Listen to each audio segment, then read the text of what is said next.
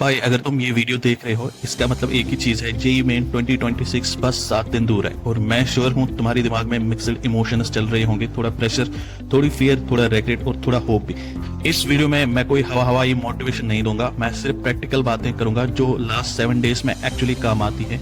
And तक देखना क्योंकि बीच में मैं एक रियल प्रिपरेशन प्रॉब्लम का सोल्यूशन भी शेयर करूंगा जो काफी स्टूडेंट्स इग्नोर कर देते हैं। Tip number 1, last 7 days is equal to no new topic. सबसे पहला और सबसे इंपॉर्टेंट रूल, अब नया पढ़ना बंद। अगर तुम अभी भी सोच रहे हो कल से रोटेशन स्टार्ट करूंगा या ये चैप्टर छोड़ दिया था अब कर लेता हूँ, तो ऑनेस्टली बोल रहा हूं, सेल्फ सबोटाज है। लास्ट 7 डेज का गोल होता है जो आता है उसको स्ट्रॉन्ग बनाना, जो मीडियम है उससे मार्क्स निकालना, जो वीक है उससे पीसफुली छोड़ देना है। जेई मेन सिलेबस का एग्जाम नहीं है, ये सिलेक्शन और डिसीजन मेकिंग का एग्जाम है। Tip number 2, revision without practice doesn't work. अब एक रियल प्रॉब्लम की बात करते हैं। बहुत सारे स्टूडेंट्स बोलते हैं सर क्लासेस कंप्लीट है, रिवीजन भी हो रहा है, लेकिन टेस्ट में मार्क्स नहीं आ रही, और ये प्रॉब्लम जेन्युइन है। रीजन क्या होता है? क्वेश्चंस की एग्जाम लेवल प्रैक्टिस की कमी। बुक्स और डीपीपी सॉल्व करना अच्छा है, लेकिन जब हम बुक्स सॉल्व करते हैं ना तो हम एग्जाम मोड में नहीं होते, टाइम का प्रेशर नहीं होता है, नेगेटिव मार्किंग का फेयर नहीं होता है, परफॉर्मेंस का रियल एनालिसिस भी नहीं कर पाते हैं और यहीं पे गैप रह जाता है। अब टिप नंबर 3, इस गैप को कैसे फिल करें? इसी चीज को समझने के बाद मैंने अपनी प्रिपरेशन में एक चीज कॉन्शियसली ऐड की, प्रॉपर टेस्ट बेस्ड प्रैक्टिस। मैंने काफी टेस्ट सीरीज एक्सप्लोर की,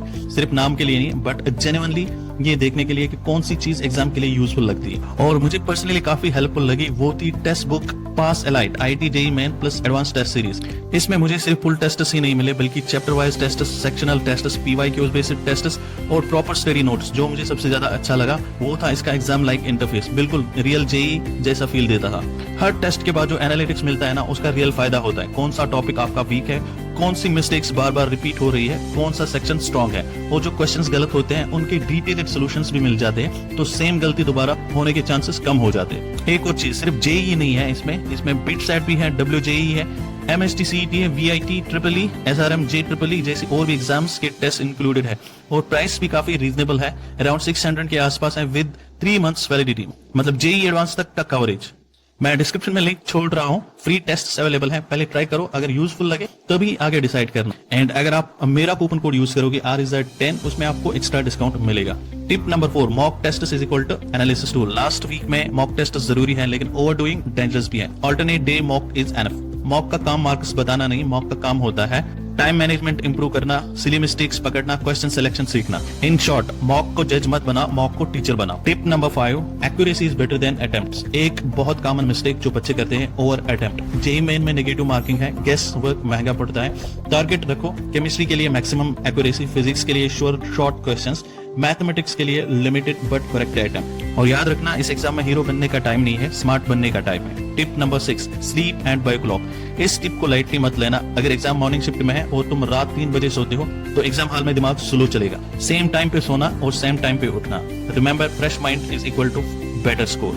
tip number 7, last 3 days is equal to light mode. Exam से 3 दिन पहले no new topic, no heavy mock, no comparison, but formula revision, short notes, confidence build. इस stage पे शांति सबसे बड़ी स्ट्रेंथ होती है। Tip number 8, exam hall strategy. Exam के दिन एक्सपेरिमेंट मत करना, पहले ही डिसाइड करो कौन सा सब्जेक्ट पहले, कितना टाइम पर सब्जेक्ट, कितना स्किप करना है। अगर 1 मिनट में क्वेश्चन क्लिक नहीं हुआ तो स्किप करो, ईगो एग्जाम नहीं क्लियर करता। Tip number 9, panic control. Paper tough लगता तो पैनिक मत करो, हर शिफ्ट में इजी होता है, मीडियम होता है, टफ भी होता है। तुम्हारा काम है इजी प्लस मीडियम को पिक करना। एंड रिमेंबर, दूसरों के क्वेश्चंस तुम्हारे क्वेश्चंस नहीं होते। Tip number 10, JEE is not equal to life. सबसे इंपॉर्टेंट बात एंड में, जेई में तुम्हारा वर्थ डिसाइड नहीं करता, ये सिर्फ एक एग्जाम है, तुम बेस्ट दो, बाकी जो रिजल्ट आए उसे एक्सेप्ट करो। काम माइंड हमेशा स्ट्रेस्ड माइंड से बेटर परफॉर्म करता है। और अगर लास्ट 7 डेज में पैनिक कम, प्रैक्टिस स्मार्ट, एक्यूरेसी पे फोकस और खुद पे ट्रस्ट, तो तुम अपना बेस्ट पॉसिबल स्कोर लाओगे। वीडियो हेल्पफुल लगी तो लाइक करो, शेयर करो और कमेंट में बताओ 2026 एस्पिरेंट या ड्रॉपर हो। All the best for your exam.